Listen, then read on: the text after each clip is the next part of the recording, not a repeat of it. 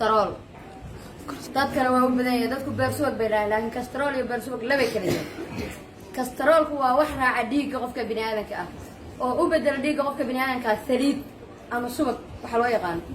aniga waxa la geeyay wadamo dalka dawadiisa aanoo tagay oo dhakhaatiir badan u tagay waxa la yidhaha kastaroolkan ders la noqo saaxiib la noqo bacdeen anoo dalka dawadiisa jooga gabar saaxiibtay walaashayna aqaali halkan joogta waxay ugu tiri dawo ayaan hayaa caaskoglaan galiyay waxba ku taalay meesha aan ugu joogo waa tagay waaba la aqbal de Soomaali matin Soomaali isma wadawaysa la raalaha xaqiiqada markii laga hadlo waa soo tagay halkan aan imi halkan markaa bil markaa cunayay horta tobanka hore bari ugu horeysa ku xanuunsaday xaqiiqdii waxaa rir dawo sunabay siiseen waaba tan ku dhiman la waayo anigu waxaan ahaa dadka kastaroolka zaid u hayo anoo yar ugu dhacay kastaroolka wuxuu ahaa ama gaaska markii la daaro soo noqda soo ma hulco meel kulul ma fariisan jirin anigu 24 saac kulayl madax xanuun aniga dhan waxaan ahaan jiray qof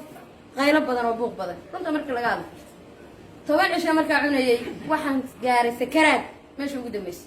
waxaan dawadan waa dawo sunaha layga quwo ma cunayo